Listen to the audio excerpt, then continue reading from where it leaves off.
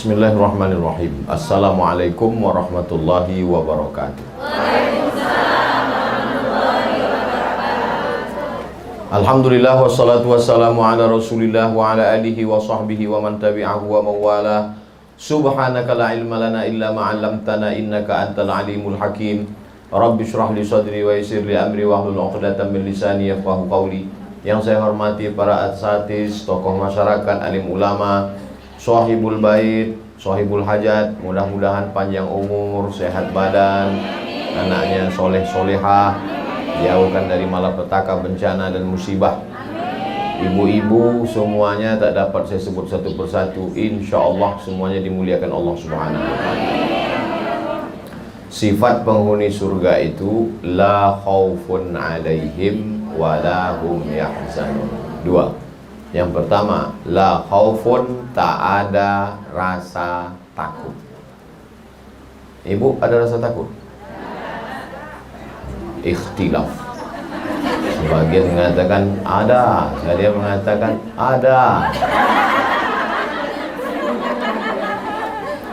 Waktu Abu Bakar dengan Nabi SAW berdua di Jabal Sur, waktu turun wahyu Jabal Nur, waktu hijrah Jabal Thawr.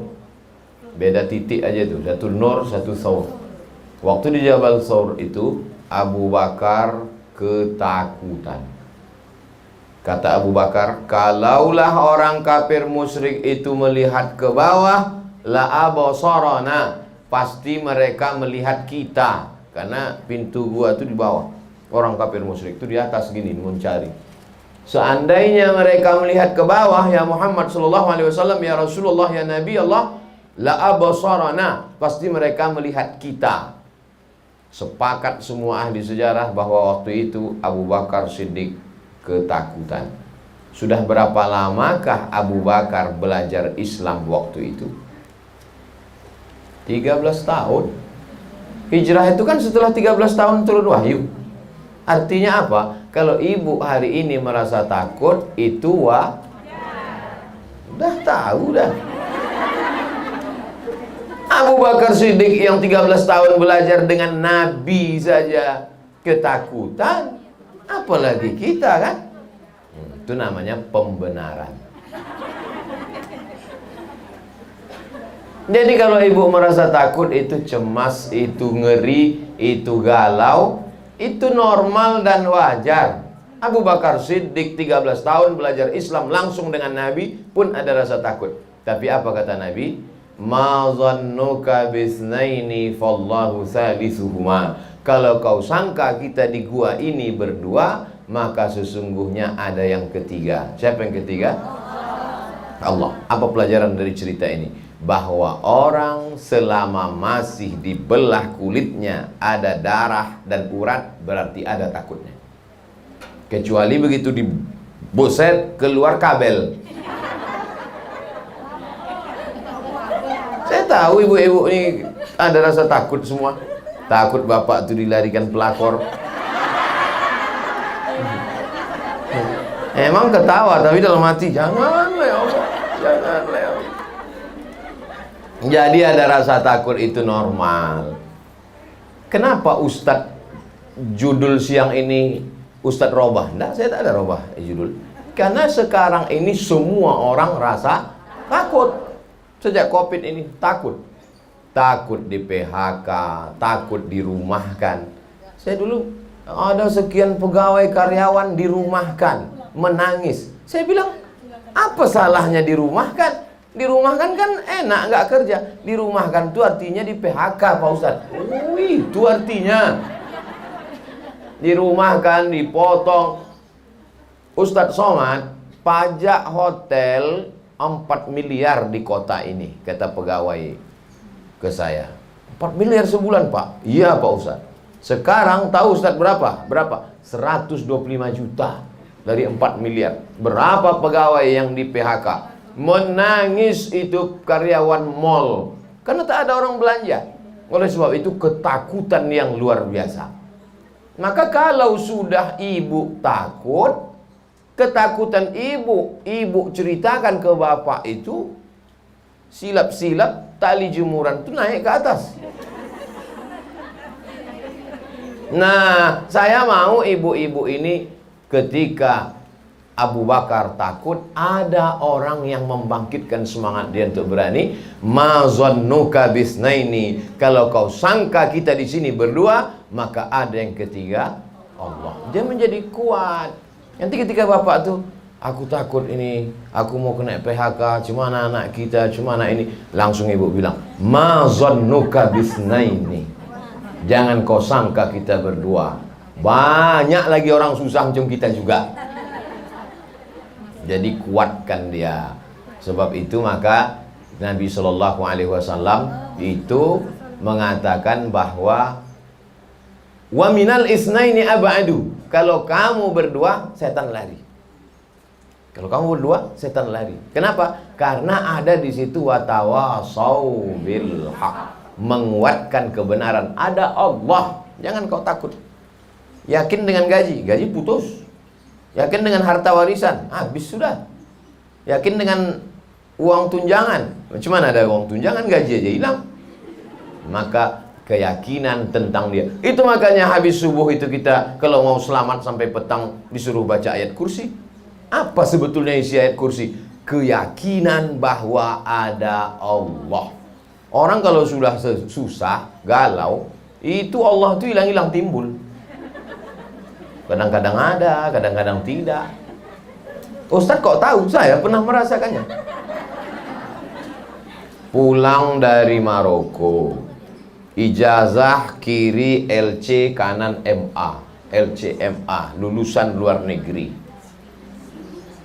Ikut tes dosen, ujian fit and proper test, seleksi bahasa Arab lulus, seleksi bahasa Inggris lulus, tes potensi akademik lulus deh semua. Tinggal audiensi berdua, pesertanya tinggal 2. Pas pengumuman dia lulus, saya tak lulus. Error, gelap dunia ini. Lembut rasa aspal tuh dipijak. Bukan kita bodoh. Kalau kita bodoh tak lulus wajar. Kita lulusan luar negeri, bukan kaleng-kaleng. Bisa pula tak lulus. Jadi sebetulnya saya pelajari itu dalam hidup saya, supaya engkau ketika ceramah itu berisi, supaya ketika kau ceramah itu kau pernah mengalaminya. Abdul Somad, kau sudah diuji di Al-Azhar S1, kau sudah diuji di Maroko menulis tesis S2 300 halaman pakai bahasa Arab di depan profesor-profesor. Ini sekarang kuuji kau ujian hidup, supaya ketika kau menyampaikan, bukan kata-kata yang diolah oleh bibir tapi tak pernah dirasakan. Makanya kalau datang mahasiswa, datang orang cerita tentang kegagalan hidup, saya ini Pak Ustadz nggak lulus tes. Aku pun dulu pernah juga macam itu. Tapi ada orang lain yang menguatkan kita. Tapi beda ucapan Nabi Muhammad SAW dengan ucapan Nabi Musa. Apa kata Nabi Muhammad kepada Abu Bakar? La tahzan, jangan galau, jangan susah hati, jangan kau takut, jangan kau cemas. Don't be sad. La tahzan itulah yang ditulis oleh seorang penulis ketika dia dalam penjara. Di tengah kesendiriannya ditulisnya lah buku tebal, dikasihnya judul La Tahzan, Don't Be Sad. Buku itu bestseller. Siapa namanya?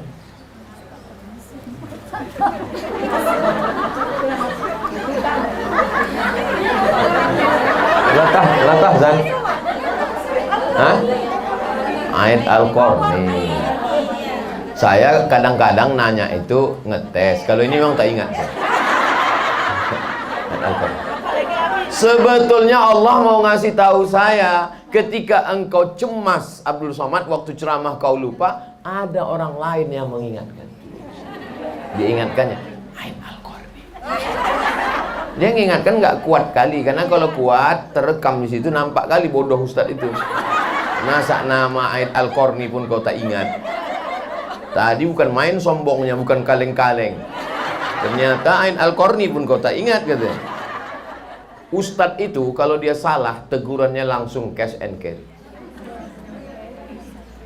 Padahal ayat Al-Qur'an apa susahnya mengingat. Tapi begitu dihilangkan Allah, hilangkan, itu menunjukkan bahwa hidup ini bukan kuasa kita. La haula wala quwata illa billah. Nah, perlu ada orang yang mengingatkan kita kalau kita lupa. Perlu ada orang yang menguatkan kita kalau kita lemah. Maka ketika Abu Bakar lemah, datanglah Muhammad SAW mengatakan, La tahzan, innallaha ma'ana. Jadi ibu katakan itu, La tahzan, innallaha ma'ana. Ada Allah bersama kita, bang. Tapi belanja kita besok enggak ada. Puasa sunat kita besok, bang. Tapi jangan lama-lama kali, bang. Lama-lama kali ikut tiket pesawat udah ibu siap nih balik ke Jawa. Nah, tapi beda antara jawaban Nabi Muhammad SAW dengan Nabi Musa alaihissalam. Coba lihat, tengok, coba lihat bunyinya. Innallaha ma'ana. Nah itu kan Allah bersama kita. Ma'ana, Allah bersama kita. Tapi kalau Nabi Musa enggak. Inna ma'iyya, Allahumma hdini. Kalau aku, kalau kita Allahumma hdina. Nabi Muhammad lebih mengedepankan kita. Allah bersama kita. Abu Bakar, jangan takut. Tapi Nabi Musa enggak. Inna ma'iyya, bersamaku ada Allah. Kenapa Nabi Musa mengatakan bersamaku? Mengapa tak dikatakannya bersama kita? Karena sahabat Muhammad beda dengan sahabat Musa. Sahabat Muhammad SAW itu ketakutan. Orang yang ketakutan mesti kita kuatkan. Sedangkan sahabat Musa itu bukan ketakutan, menakut-nakuti. Di depan ada Laut Merah, di belakang ada pasukan Fir'aun. Maka apa kata orang Bani Israel waktu itu? Innalam mudrakun, innalam mudrakun, innalam mudrakun. Matilah kita Musa, tertangkaplah kita nih Musa. Mutu udah siap-siap Fir'aun dengan tentaranya di belakang. Di depan pula Laut Merah. Mau lari kemana kita nih Musa? Apa kata nih Musa? Kalla, tidak. Inna ma'iyya, bersamaku. Ya, jadi bapak itu pun ibu perhatikan juga. Dia takut atau menakut-nakuti? Kalau bapak itu ketakutan, maka ibu berkata, kalla, tidak maihani. Innallaha ma'ana. Allah bersama kita. God bless us. Tuhan Allah Ta'ala bersama kita, menyayangi kita. Jangan takut, bang. Tapi kalau dia menakut-nakuti, ini COVID, awas kau nanti, kata dia. Awas kau nanti. Ibu bilang, kalla, inna ma'iyya rabbi. Bersamaku ada Allah, bersama kau ada setan. Tidak, saya yakin bapak itu tak ada yang semacam sahabat Nabi Musa. Semua bapak-bapak di Batam nih baik-baik semua. Ustaz Somad ngomong gitu kan untuk menyenangkan hati kami. Tidak. Seandainya bapak itu tak baik, tak mungkin diizinkannya ibu pengajian. Tanda baiklah dia maka ibu pengajian petang. Panas-panas begini. Bisa pula diizinkannya. Covid begini. Bisa pula diizinkannya ibu. Kalau dia Fir'aun, mana dikasihnya sih? Bang, aku mau pengajian. Tak ada pengajian tuh. Ada itu gitu. Sini aja kau sampai mati. Tapi begitu ibu bilang, bang, kau pengajian, pergilah kau pengajian supaya nanti kau masuk surga. Kalau abang masuk neraka, kau tarik abang dari neraka. Nanti ya. Nah, oleh sebab itu ibu yang dimuliakan Allah Subhanahu wa Ta'ala, maka disebutkan dalam Al-Quran, huwallazi anzala sakinata fi qulubil mu'minin. Allah yang menurunkan ketenangan ke dalam hati orang yang beriman. Letak ketenangan itu macam cawan kosong. Ini letaknya. Hati macam cawan kosong. Lalu ketenangan itu airnya. Ditumpahkanlah air ke dalam. Jadi hati kita itu, dibuka hati kita itu untuk menerima ketenangan dari Allah Subhanahu wa Ta'ala. Kalau sudah engkau membuka hatimu, lalu turun ketenangan itu, maka kalau sudah kau tenang, apapun yang terjadi di dunia ini kau tak takut. Tak bisa ketenangan itu dibangkitkan oleh motivator. Sekarang kan itu yang banyak. Diundang motivator dari Jakarta ke hotel, mematikan lampu, hidup sound system. Semangat, semangat, semangat. Keluar dari hotel, loyo. Tak bisa. Karena ini faktornya bukan ekstern, tapi intern di dalam. Saya terus terang tak ada rasa takut saya. Jadi saya waktu naik helikopter di Jambi itu tak bisa kita ceramah naik mobil karena jarak jauh, hutan jalan. Jadi waktu itu dijemputlah naik pesawat baling-baling. Pesawat baling-baling ini di dalam panas karena kipasnya di luar. Baling-baling. Jadi begitu kami naik dari Jambi, dari Jambi masuk ke pesawat itu saya tidur. Begitu duduk tertidur sampai ke tempat. Jadi abang kakak kelas saya alumni Azhar yang di samping ini sampai di tempat itu, aku mat kata dia, bukan main takutku naik pesawat kecil itu tadi. Nampak ku baling-baling, pilotnya bergoyang. Kau ku tengok tertidur katanya. Nggak ada takut kau? Tidak bang. Jadi takut itu yang mengusir, letak takut itu di dalam hati juga. Maka kalau dipenuhkan Allah, rasa tenang di dalam hati itu, maka takut itu pun hilang. Siapa yang mendatangkan rasa tenang itu? Allah. Apa janji Allah? Wa amanahum min khauf. Amanah, aman. Hum, mereka. Min khauf, dari rasa takut. Ditenangkan Allah hati mereka, dibuat Allah merasa aman, maka hilang takutnya. Orang sekarang takut bukan main. Anak sekolah takut tak lulus. Udah jelas ujian online pasti lulus. Takut tak lulus. Udah kuliah takut tak kerja. Udah kerja takut tak nikah. Udah nikah takut tak punya anak. Udah punya anak takut anak nanti sakit cacat. Takut. Jadi kalau takut terus hidup ini, itulah asam lambung naik, gula darah naik, diabetes naik, semua naik. Satu cuma yang turun, asam urat turun ke kaki. Oleh sebab itu maka tidak ada jalan lain untuk sampai kepada amanahum min khauf itu, balik ke pangkal surat li'ila fi Quraisy. Bagaimana caranya? Falyabudu rabba hadzal bait. Falyabudu, banyak-banyak beribadah. Jadi kalau ditanya orang, kok kenapa makin Covid makin banyak pengajian? Kenapa kok makin Covid banyak pengajian? Karena dengan pengajian itulah salah satu wasilah cara turunnya ke ketenangan. Saya sudah banyak jumpa orang macam-macam. Lama jadi ustadz banyak yang curhat. Ustadz Somad, iya pak, saya ini pegawai pak ustadz, PNS. Lalu saya pikirkan nanti kalau saya pensiun makan apa? Nanti job-job ini hilang, kerja ini lalu susah. Lalu kemudian akhirnya saya belilah tanah.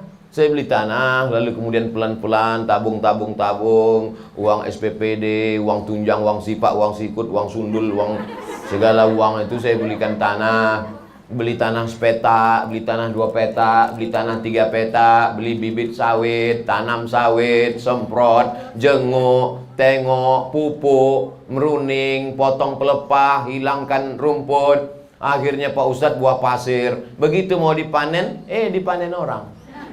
Rupanya tanah itu bermasalah. Nah udah mau pensiun, tak tidur sampai jam 2 malam. Berputar-putar di kepala itu, mengutuk nasib, melihat masa lalu. Kenapa kau beli tanah? Kenapa kau tanam sawit? Coba kalau kau buat dulu kos-kosan. Coba kalau kau dulu. Habis nih kan sekarang diambil. Jam 2 malam mata berkedip-kedip tak bisa tidur. Pergilah ke Pekanbaru. Inilah ibu. Cerita orang sedih ibu ketawa. Jadi ternyata tidak semua orang merasakan kesedihan kita. Saya ragu mau melanjutkan ceritanya. Pergilah dia ke Pekanbaru, jumpa psikiater. Dia dokter jiwa. Dikasih psikiater inilah obat. Ini obatnya, sesumpit obatnya. Ini sumpit itu tempat orang inilah obatnya, yang obat ini dimakan sebelum makan, yang obat ini dimakan sesudah makan, ini dimakan sekali sehari, yang ini dimakan 3 kali. Mendengar obat tuh makin bertambah bebannya. Dimakan obat ini tertidur.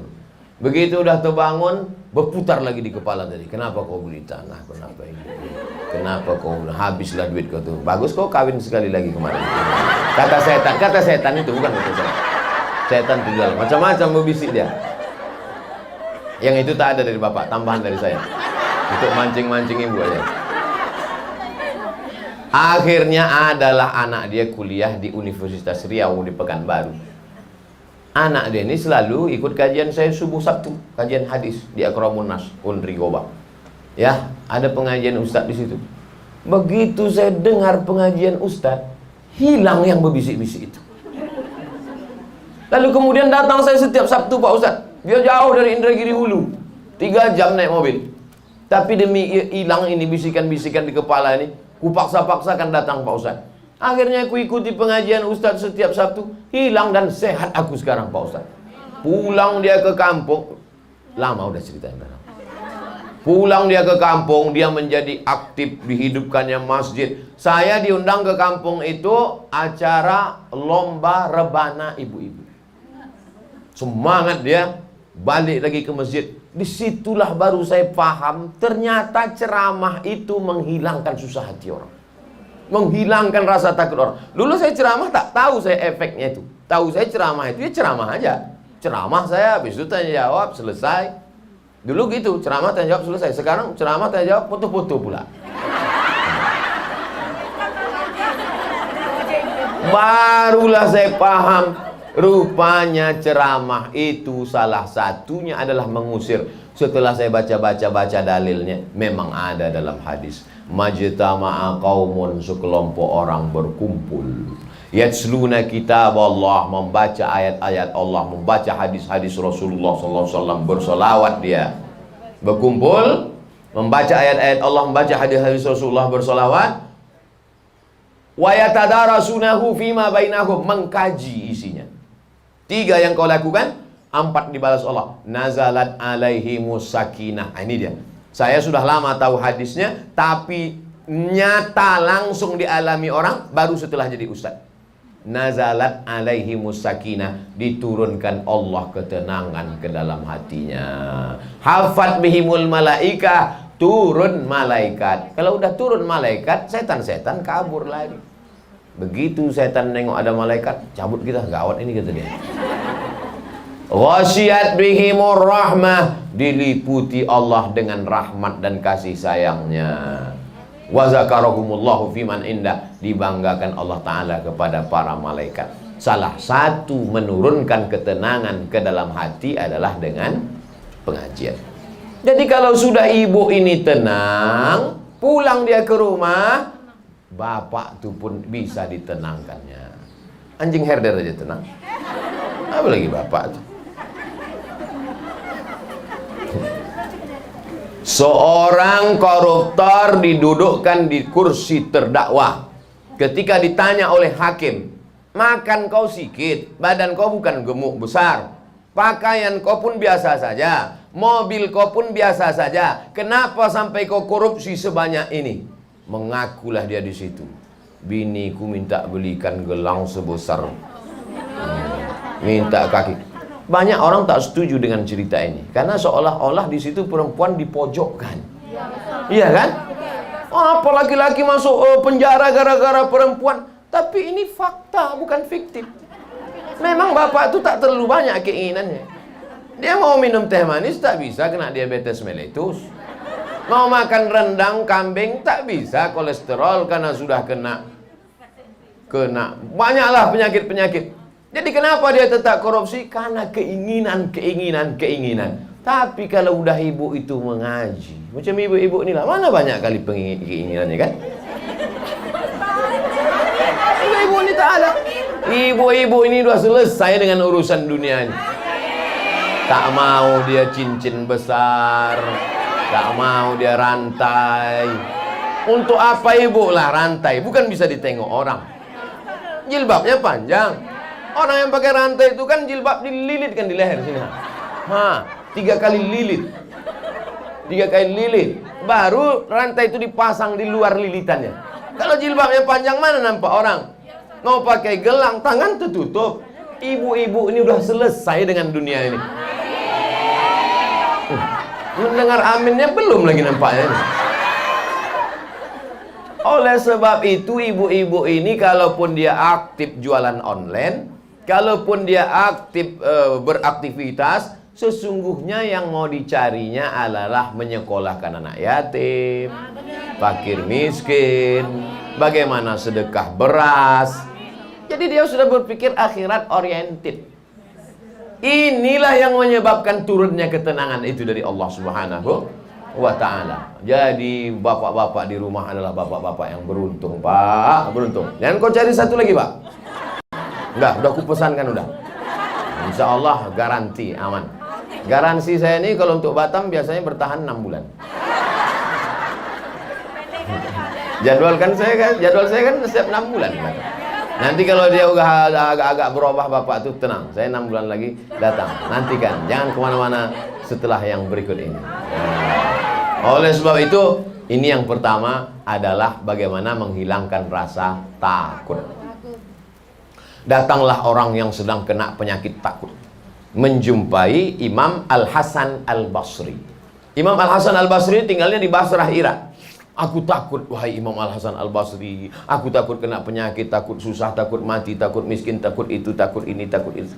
3 aja pertanyaan Imam Al-Hasan Al-Basri sama dia. Kau percaya Allah itu ada? Percaya. Percaya kau Allah mengasih rezeki? Percaya. Percaya kau Allah mengatur hidup kau? Percaya. Kenapa kau takut? Iya ya. Ibu percaya Allah ada? Percaya. Ibu percaya Allah mengasih rezeki? Percaya.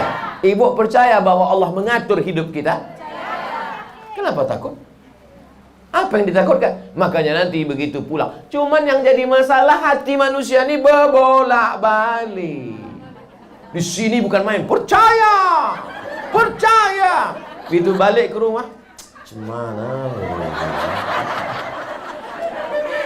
Makanya kita diajarkan Nabi doa, ya muqallibal qulub, wahai engkau yang membolak-balikkan hati, sabit qalbi. Kalau aku sabit qalbi. Tapi kalau kami ramai banyak, sabit qulubana, kokohkan hati kami.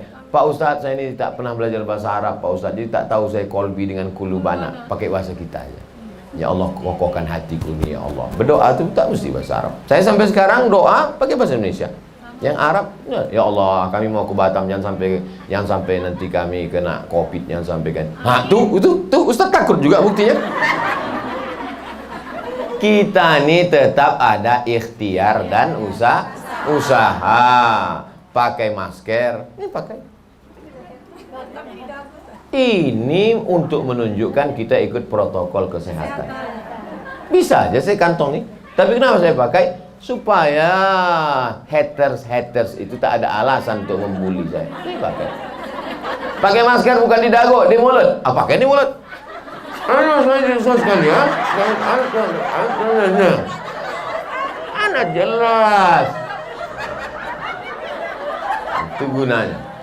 Nah, oleh sebab itu maka tidak ada jalan lain kecuali yang menghilangkan was-was dalam hati itu. Asyaitanu ya'idukumul faqara. Setan selalu membisikkan dalam hatimu al-faqra. Orangnya fakir, sifatnya faqra. Fakir orangnya, sifatnya faqra. Artinya kurang belanja. Rumah kurang besar, karpet kurang tebal, gelang kurang besar, kurang. Itu kerja setan itu. Setan tak usah disalahkan, memang kerja dia itu dah. Itu memang standar operasional setan. Asyaitanu ya'idukumul faqra. Setan selalu membisikkan kurang. Setelah kurang, baru masuk pada step berikutnya. Wa ya'murukum bil fahsya. Setelah dibisikkannya kurang-kurang, barulah disuruhnya buat dosa. Rumah kau kurang besar. Memang rumah kau besar tapi kurang cantik. Memang dindingnya bagus tapi wallpapernya kurang bagus, mesti diganti yang baru. Pagarnya kurang kokoh. Masa tetangga pagarnya udah 5 meter, kau masih semeter setengah. Mobil kau kurang bagus. Karena selalu dibisikkan setan kurang. Wa ya'murukum bil fahsya. Barulah disuruhnya berbuat dosa. Kalau begitu cepatlah, biar cepat kaya kau korupsi. Kalau laki kau tak bisa korupsi, bagus kau piara tuyul 3 kontainer gitu. Itu dia setan. Tapi saya yakin setan tak pernah mendekati ibu-ibu yang pengajian. Cemana dia mau dekat? Begitu setan sudah dekat, langsung ibu. Fabi ayyi ala'i rabbikuma tukadziban. Kepanasan setan itu. Pergi dia. Ibu-ibu ini tak bisa kita dekat. Gitu dah mau dekat-dekat dia. Sallallahu ala Muhammad. Lari dia tak jadi. Maka setan-setan yang mendekati ibu ini kurus-kurus semua setan. Setan tuh makin kurus, ibu makin gemuk. Oleh sebab itu maka setan itu selalu mengikuti orang yang beriman. Adapun yang tak beriman tak perlu diikuti setan lagi. Ada satu setan latah lah. Diikutinya pula yang jahat ini. Kata setan yang ini, kenapa kau ikuti dia? Dia sudah macam kita, udah. Yang kita goda nih yang baik-baik ini aja. Maka jangan heran ibu nanti kalau ada mana tahu ada tetangga kawan, itu Pak Ustadz tak pernah pengajian, kenapa hidupnya lancar? Dia memang tak didekati setan. Oh, dia udah jadi setan. Nah, didekati setan lagi. Nah, tapi yang paling mengerikan adalah kita yang merasa sudah bebas setan. Bebas COVID aja belum tentu. Kalau COVID ini di rapid test, ibu jangan takut saya ceramah ini. Saya sudah lulus rapid test. Dan diambil darah, bebas. Bahwa Ustadz Somad tidak ada, bebas COVID. Baik COVID-19, 20 maupun 21. Nah, kadang mana tahu ada jamaah nih yang takut, cemas, takut dia. Saya tahu ada yang takut. Ini jangan Ustadz ini dari Pekanbaru bawa COVID ini. Pekanbaru ini kan zona merah sekarang kata dia. Tidak, kita bukan keluar kota ini sembarangan. Begitu tadi sampai di airport langsung, padahal udah pakai masker, dikasihnya lagi pengaman di depan. Wow, apa namanya itu? Nah, saya sangka dipakai untuk naik motor besok. Untuk macam motor chip itu. Rupanya dipasang di sini. Dipasang ke dalam. Pasang begitu masuk. Ada juga manfaatnya. Tak terlalu jelas pramugari itu nampak. itu. Bagus kok. Sampai mana cerita kita tadi? Bahwa Allah Subhanahu wa Ta'ala akan menurunkan ketenangan kalau kita banyak beribadah. Oleh sebab itu yang biasanya ibu ibadahnya biasa-biasa saja, maka sejak COVID ini tingkatkan ibadahnya lebih kuat lagi. Bangun malam mandi bersih, terapi mandi subuh. Jadi ternyata terapi mandi subuh itu dengan air dingin. Orang barat itu kulitnya berkurut-kurut hitam-hitam gara-gara mandi pakai air panas. Kenapa mereka mandi pakai air panas? Karena cuacanya di bawah 0 derajat Celcius, dingin. Kalau mandi dia pakai air dingin, beku dia di kamar mandi itu. Maka setiap kamar mandi mereka, kami di Maroko di kamar mandi itu ada pemanas. Asal dipetik air. Begitu habis gas, mandilah macam mandi dalam kulkas. Freezer. Tapi di tempat kita, negeri yang Masya Allah, bisa pula 33, 34, 30, 32, 33 stabil sepanjang tahun. Makanya orang-orang barat, orang Eropa, orang Amerika, orang Arab kalau sudah sampai kemari, jannatin tajri min tahtihal anhar. Enak betul negeri kalian ini katanya. Di barat itu tak ada orang gila bisa di jalan. Karena orang gila kalau panas kepanasan, dingin kedinginan, mati. Tempat kita orang gila sehat. Orang waras pula kena COVID. Kenapa orang waras itu bisa kena COVID? Karena orang waras itu terlalu banyak memikirkan, pikir, kurang, perlu, cemas, takut. Kalau sudah takutnya kuat, imannya turun, imunnya pun drop. Kalau sudah imun drop, naik COVID.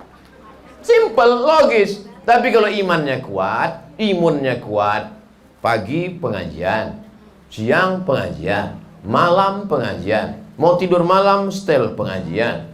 Pengajian Buya Yahya, pengajian Agim, pengajian Ustadz almarhum Arifin Ilham Zikir, pengajian Ki Haji Zain MZ yang lama-lama tapi tetap up to date sampai hari ini.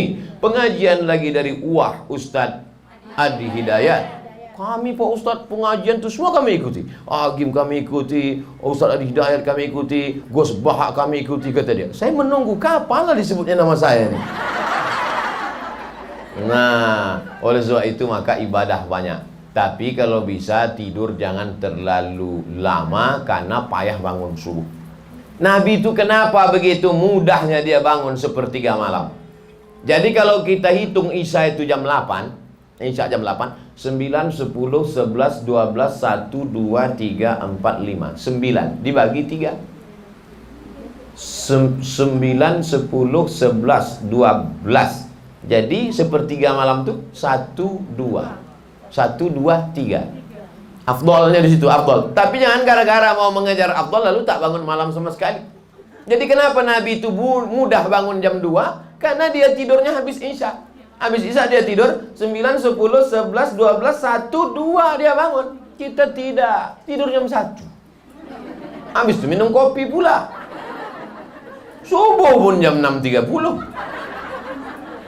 Oleh sebab itu kalau tak bisa, entah karena mengajar anak PR atau karena tugas kerja atau karena satu dan lain hal, tidurlah jangan lewat dari jam 11, 12, 1, 2, 3. Selambat-lambatnya jam 4 bangun. Batam saya kira jam 5 subuh kan?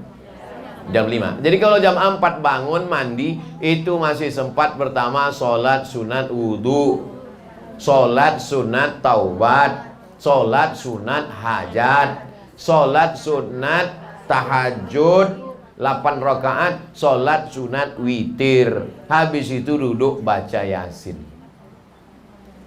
Cobalah praktekkan nanti. Sholat sunat taubat, sholat sunat wudhu, sholat sunat taubat, sholat sunat hajat, sholat sunat tahajud, sholat sunat witir, baca Yasin, istighfar 100, sholawat 100, la ilaha illallah 100, pas azan subuh. Itu pas itu. Kalau tak percaya, buat nanti. Kalau meleset yang saya katakan ini, berarti 2 kemungkinan. Berarti ibu terlalu pelan. Bohong itu Ustaz Somad. Buktinya tadi malam aku sudah bangun jam 4. Ku praktekkan sholat sunat wudhu, sholat sunat taubat, sholat sunat hajat, sholat sunat tahajud, sholat sunat witir, baca Yasin. Habis itu 100 istighfar, 100 sholawat, 100 la ilaha illallah. Buktinya meleset tak cukup. Ibu rakaat pertamanya tadi ayatnya apa? Al-Kahfi Pak Ustaz. Oh, patutlah. Ayatnya yang sedang-sedang aja. Ayatnya alif lam mim zalikal kitabu la raiba fihi hudal lil muttaqin. Sampai 5 ayat, 6 ayat. Wa ulaika humul muflihun. Rakaat kedua kul huwallah. Salat sunat yang kedua ayatnya Allahu la ilaha illa huwal hayyul qayyum la ta'khudhuhu sinatun wa la naum. Rakaat kedua kul huwallah atau kul a'udzu bil falaq atau kul a'udzu bin nas. Kenapa dibuat begitu Pak Ustaz? Karena kata Imam Nawawi lebih afdal mengkhatamkan satu surat pendek daripada mengambil ayat tak selesai dari tengah. Maka kalau kita buat begitu dapat dua-duanya. Di rakaat pertama kita ambil satu surat tak selesai karena diambil dari tengah ayat kursi, tapi di rakaat kedua kita khatamkan satu surat. Apakah suratnya Wadduha atau Alam Nasrah atau Izaja atau Syamsi wa Duhaha atau Wasama'i wa Tariq, terserah. Oh, saya hafal Ar-Rahman Pak Ustaz. Bagus. Ar-Rahman 5 ayat, 5 ayat, 5 ayat. Hafalan sesuai ibu masing-masing. selesai baca surat Yasin itu, ya Allah, aku memohon dengan kemuliaan surat Yasin ini, namanya tawassul dengan surat Yasin. Karena kata Imam Ibnu Katsir dalam tafsir Al-Qur'anil Azim, la tuqra'u fi amrin asirin, kalau dibacakan pada perkara sulit illa yassarahullah, dimudahkan Allah. Maka setelah itu baca, ya Allah, dengan kemuliaan surat Yasin ini ya Allah, maka titik-titik sesuai dengan hajat ibu sekalian. Dengan kemuliaan surat Yasin ini ya Allah, mudahkanlah cucuku lahir ya Allah. Dengan kemuliaan surat Yasin ini ya Allah, janganlah sampai suamiku ini kena pecat ini. Jangan segala macam dimohonkan kepada Allah SWT. Pakai bahasa Indonesia, tidak usah pakai bahasa. Nah, oleh sebab itu maka saya katakan Yasin tadi, la tuqra'u, saya tiap malam baca Yasin. Tiap malam.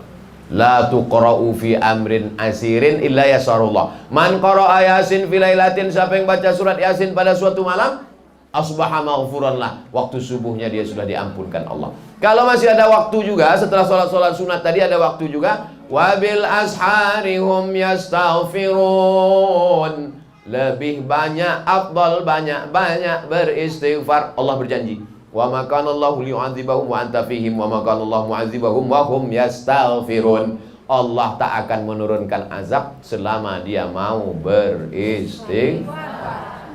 Istighfar itu namanya, bunyinya astaghfirullah. Jangan nanti pulang istighfar. Astaghfirullahalazim alladzi la ilaha illa huwal hayyul qayyum wa atubu ilaih. Astaghfirullahalazim alladzi la ilaha illa huwal hayyul qayyum wa atubu ilaih. 1 2 3 4 5 6 7 8 9 10 11 12 13 14 15 16 17 18 19 20. Sekali genggam 20, 40. Kalau tak cukup 100, 40 istighfar, 40 salawat, 40 la ilaha illallah, la ilaha illallah, la ilaha illallah, la ilaha illallah. Bagi yang tak punya tasbih. Ibu tak punya tasbih, banyak dulu Pak Ustaz, balik umroh 100 saya beli. Terus habis semua untuk orang. Untuk oleh-oleh.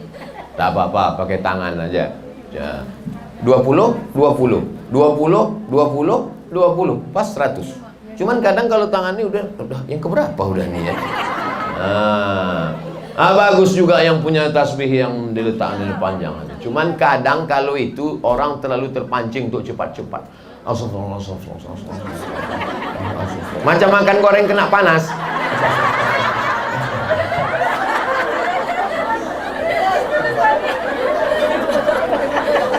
Udah sampai jam 2.45 menit. Padahal yang mau dibahas ini tadi dua. Pertama, la khaufun alaihim, jangan takut. Yang kedua, wala hum yahzanun, jangan sedih. Apa beda takut sama sedih? Takut itu terhadap sesuatu yang terjadi di masa akan datang.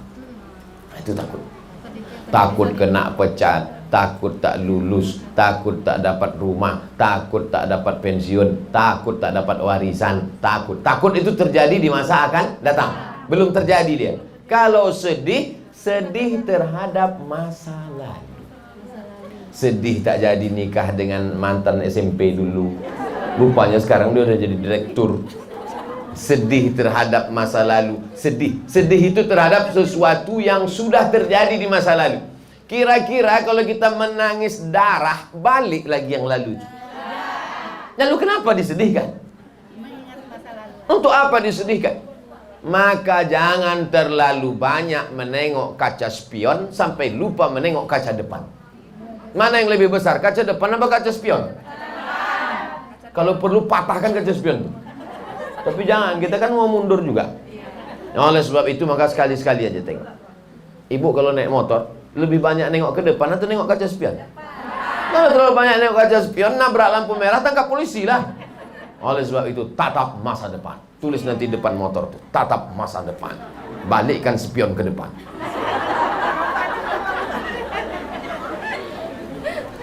Kalau orang terlalu banyak melihat masa lalu, pintu menuju masa lalu itu nama pintunya 2 huruf, lau. Fa inna lau miftahu. Sesungguhnya lau itu adalah kunci setan. Lau itu bahasa Arabnya, bahasa kitanya kalau. Kalaulah dulu. Kalaulah dulu aku ikut kuliah tes. Kalaulah dulu aku tak jadi sama bang nih. Kalau sekali kalau akan disusul. Makanya begitu sekali kalau di sini terlintas, sekali kalau langsung tepuk jidat. Astagfirullah. Jangan kuat-kuat kali. Astagfirullahaladzim. Jangan pernah ada kalau walaupun sekali. Yang boleh disesali itu adalah kenapa aku muda dulu tak baca Quran. Kenapa aku dulu tak berjilbab sampai keriting. Macam-macam udah dicoba. Ada keriting tripis, ada keriting halus, rambut merah kuning kelabu. Itu yang boleh disesali. Kenapa aku dulu tak belajar menghafal Quran. Kenapa aku dulu tak jadi qari'ah. Sehingga penyesalan di masa lalu itu dibalaskan sakit hati sekarang dengan rajin membaca Quran. Itu positif dia. Tapi kalau masalah dunia ini, yang lalu biarlah berlalu. Akan datang diulang lagi. Jangan. Akan datang maka kita mesti lebih baik. Maka kata Nabi SAW, la ta'jas. Jangan lemah menghadapi hidup. Bangkitkan semangat. Jadi pengajian yang kira-kira membangkitkan semangat, ikuti. Saya kalau ngaji sama Buya Yahya, bangkit semangat saya. Ikuti. Saya kalau mendengar motivasi dari Agim manajemen kolbu, bangkit semangat saya. Ikuti. Tapi kalau hanya menghilangkan semangat, tinggalkan. Oleh sebab itu maka la khaufun 'alaihim wa la hum yahzanun. Innal ladzina qalu rabbuna Allah, orang yang berkata Rabbku Allah, tsumma istaqamu, istiqamah dia.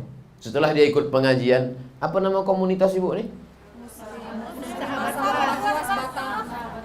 Ini nama baru nampaknya nih. Setelah ibu semuanya didata, ada nama lengkap, alamat, nomor handphone, sehingga kalau dia tak datang 2-3 kali, tanya kemana, sehingga ada kontrol. Dan dia pun ketika ditanya itu, dia tidak pula, apa kau tanya-tanya, itu kan privasi hubungan aku dengan Tuhan. Tidak, karena ini amar ma'ruf nahi mungkar. Jadi kalau ada pengurus pengajian nanya, sesungguhnya dia sayang sama kita. Daripada kita dia bawa setan, kan bagus juga ke pengajian. Nah, jadi kita tanya, ya datang ya, datang. Istiqomah ikut pengajian ini, maka janji Allah, tatanazzalu alaihimul malaika, turun malaikat. Kemana malaikat itu turun? Turun ke dalam hati kita, membisikkan, 2 bisikan dia. Apa kata malaikat itu? Allah takhafu, jangan kau takut. Wala tahzanu, jangan kau sedih. Wa abshiru, berbahagialah engkau. 3. Jangan takut, jangan sedih, berbahagia. Bisakah uang membahagiakan orang? Banyak orang kaya bunuh diri. Bisakah popularitas terkenal cantik membahagiakan? 3 artis India bulan ini bunuh diri. Kurang ganteng lagi. Ustaz ngikuti juga. Saya tak ngikuti, masuk sendiri dia ke HP saya. Kaya-kaya bunuh diri. Menunjukkan bahwa popularitas, kecantikan, kegantengan, bahwa duit tidak bisa, bahagia tak bisa dibeli. Ustaz dapat dari mana? Ada di gerobak truk tertulis. Bahagia tak bisa. Kebahagiaan hanya didapatkan orang yang sudah lepas dari yang 2 ini. Allah takhafu, jangan kau takut. Wala tahzanu, jangan kau sedih. Setelah takutnya hilang, sedihnya hilang. Wa abshiru, berbahagialah engkau. Orang paling banyak bunuh diri di dunia ini, orang pertama Amerika, yang kedua Eropa, ketiga Jepang. Tidak ada negara paling bersih di dunia selain Jepang. Tak ada yang paling kaya, paling hebat. Untuk Asia ini Jepang paling hebat. Dulu ketika kita dijajah, di antara yang menjajah kita ada negara Asia. Siapa itu? Jepang. Tapi justru orang Jepang banyak bunuh diri. Orang Jepang tuh mudah dia stres, mudah. Asal susah hati sedikit, kebetulan di dindingnya banyak samurai. Asal susah hati cabut, arah kiri. Mati. Tapi orang kita tidak. Begitu dia susah hati, ditengoknya dinding, tertulis di dinding Allah. Tengok tulisan dinding. Begitu dia susah hati, ditengoknya tertulis di dinding kaligrafi. Apa tulisannya? Fabi ai ala'i rabbikuma tukadziban. Kalau bisa kaligrafi yang kita beli itu tahu kita bacaannya. Itu pasti tahu kan, ada terjemahnya di bawah. Saya bukan menyindir ibu. Untuk ngasih tahu, banyak juga kadang jamaah nih banyak kaligrafi. Apa bacanya itu? Dari ketawanya sudah tahu. Kalau itu ada terjemahannya. Nikmat apa lagi yang kurang kau syukuri? Orang di tempat lain bernapas saja susah. Tapi ketika kita diingatkan, fabi ayyi ala'i rabbikuma tukadziban. Nikmat mana lagi yang kau dustakan? Kenapa tak kau syukuri? Kita bernapas enak. Ada orang judul lagunya setengah napasku pergi. Oleh sebab itu maka tenang insya Allah. Negara paling hebat Amerika, paling hebat Eropa, paling hebat Jepang, angka bunuh diri tinggi. Orang naik ke gedung lantai 100 kondominium, apartemen, terjun ke bawah, pup, pecah berserak otak, mati. Kenapa? Berawal dari stres, meningkat ke depresi, akhirnya putus asa bunuh diri. Orang kita, mereka naik mobil mewah, tapi hatinya susah. Orang kita naik angkot tidur sampai lewat gang. Kalau tak dibangun nih sama tukang angkot, bu, udah sampai terminal. Apa katanya? Marah pula itu.